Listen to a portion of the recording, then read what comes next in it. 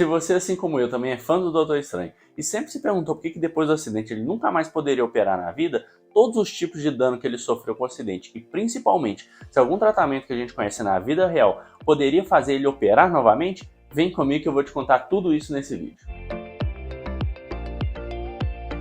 Fala, Shonens, tudo bem com vocês? Meu nome é João Pedro Castelão, eu sou aluno de Medicina e eu faço parte do programa MAPS Interligas, que é a medicina avançada na prática do esporte. Eu já estou aqui para te contar todos os detalhes sobre o acidente do Doutor Estranho e por que provavelmente ele nunca mais poderia operar na vida. E se você estava em Júpiter nos últimos anos e não conhece o Doutor Estranho, Dr. Stephen Strange é um personagem da Marvel que era um neurocirurgião extremamente renomado, mas depois de um acidente de carro que o fez perder o movimento das mãos, ele nunca mais poderia operar de novo, o que o fez buscar vários tipos de cura para ver se ele conseguiria voltar a ser cirurgião.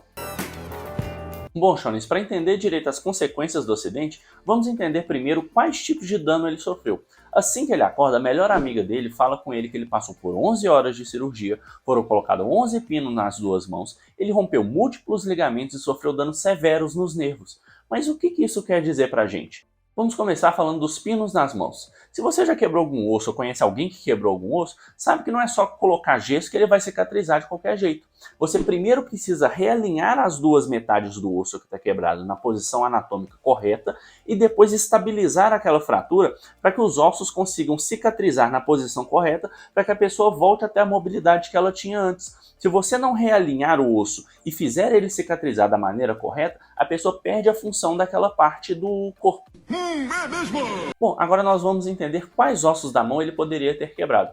A gente divide os ossos da mão em 5 grandes grupos, que são os ossos do carpo, os ossos do metacarpo, as falanges proximais, as falanges intermediárias e as falanges distais. Ele poderia ter quebrado qualquer um desses ossos, mas mais provavelmente, pelos pinos que ele colocou, ele deve ter quebrado ossos do carpo e do metacarpo.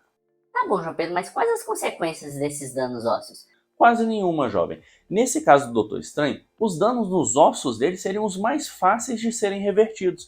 Basta ele fazer uma boa fisioterapia, realinhar os ossos certinhos e, caso seja necessário, substituir qualquer parte de osso que não dê para realinhar por uma impressão óssea, que hoje em dia a gente já faz isso tranquilamente. Então, esse caso dos danos ósseos não seria muito difícil de você voltar atrás para ele recuperar a função da mão. Agora, o outro dano que ele sofreu é um pouco mais grave.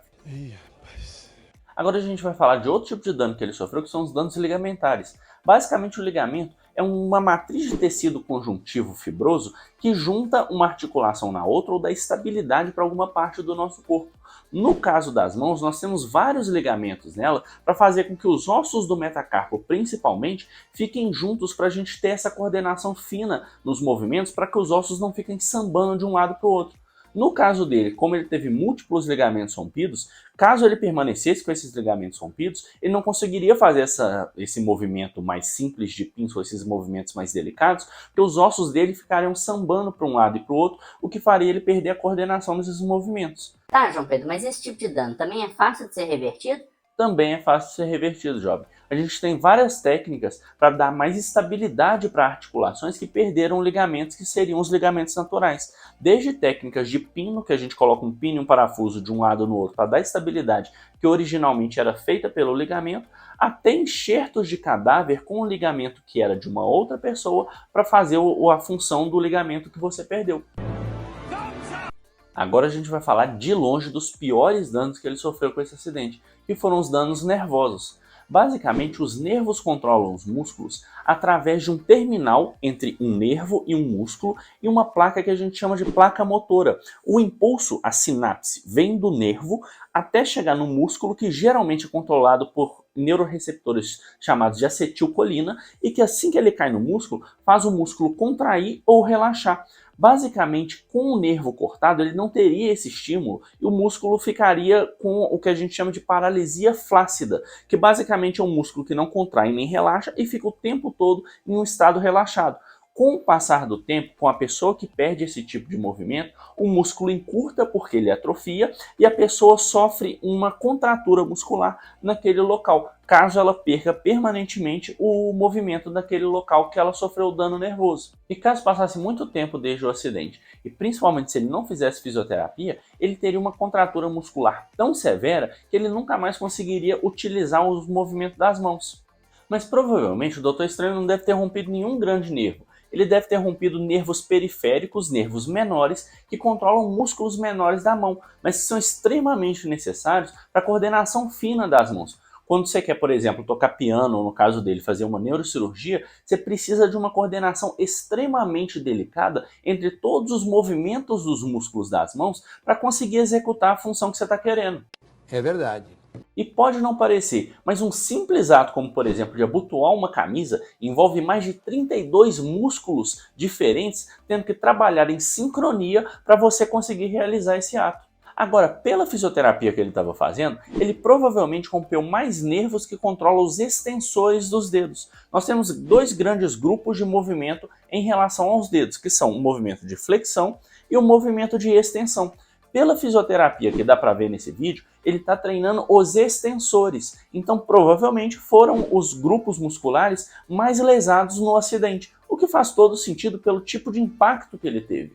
Agora, nessa cena da fisioterapia, também dá pra gente ver que ele não perdeu completamente o movimento da extensão dos dedos dele. Ele perdeu grande parte da força e da coordenação. Só que provavelmente ele não perdeu todos os movimentos porque ele não perdeu nenhum dos nervos principais que controlam esse movimento. O que ele deve ter perdido são alguns ramos dos nervos que controlam alguns músculos que dão maior força para esse movimento. E o que acontece basicamente é o seguinte: o nervo principal ele começa a se dividir como se fosse uma árvore. E em cada ponta dessa árvore, em cada axônio desse nervo, ele vai controlar uma parte do músculo diferente. O que provavelmente aconteceu foi que ele perdeu o movimento de alguns galhos dessa árvore, mas o tronco e alguns galhos periféricos continuam preservados. Então ele ainda tem algum movimento de extensão dos dedos, só que não é forte o suficiente para ele ter a mesma coordenação e força que ele tinha antes para conseguir voltar a operar.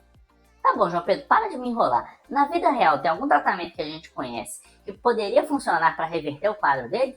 Mais ou menos, jovem. Nós temos várias pesquisas extremamente promissoras nessa área. Talvez em algumas décadas a gente consiga reverter esse tipo de lesão. Os dois principais e mais promissores, na minha opinião, são engenharia celular através de células-tronco e o sistema CRISPR e o Neuralink, que está sendo desenvolvido pelo Elon Musk. Basicamente, o Neuralink ele faz um link entre dois neurônios que foram separados. Então tem um neurônio aqui que foi cortado e o outro neurônio que foi cortado e aqui a fenda que está cortada entre eles. Basicamente você coloca como se fosse um transmissor, uma fibra de vidro, por assim dizer, uma fibra ótica, entre um e outro, e o neurônio passa a poder comunicar com o outro através dessa fibra. Então a área que aquele neurônio controlava e parou de controlar por causa desse corte, volta a funcionar porque o estímulo passa a correr de novo do neurônio até o final. Como no caso dele, o que provavelmente ele rompeu foram as pontas dos neurônios que fazem essa comunicação, ele poderia colocar um link entre o neurônio que está funcionando e estender essas pontas para os músculos que ele queria controlar e, através de fisioterapia, conseguir controlar e mandar a mensagem correta para voltar com o movimento da mão que ele perdeu por causa do acidente. Ah, agora eu entendi! Agora, a outra terapia que é muito mais promissora, na minha opinião, seria engenharia celular. Basicamente, você pega um conjunto de células-tronco, que são umas células que não se diferenciaram ainda e podem virar qualquer outro tipo de célula, seja célula muscular, de neurônio, qualquer tipo de célula que você imaginar.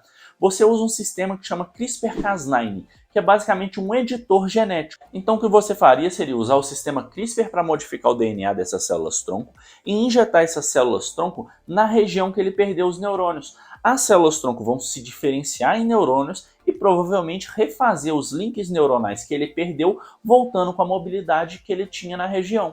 Agora sim, se nenhuma dessas terapias funcionasse, ele ainda ia ter a opção de ir até o Tibete, bater na porta de um mosteiro milenar e procurar uma cura mística e mágica para os danos nas mãos dele. E obviamente para ele deu certo. Tá, ele deixou de ser um neurocirurgião, mas ele se tornou o mago supremo do universo.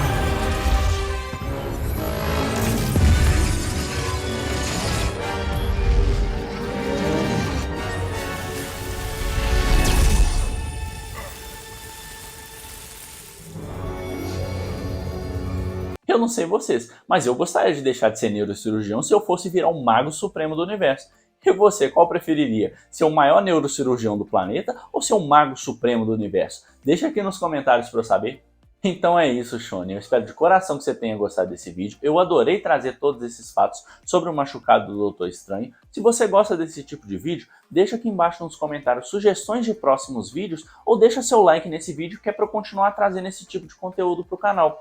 Foi um prazer estar com você hoje. Um abraço e até a próxima.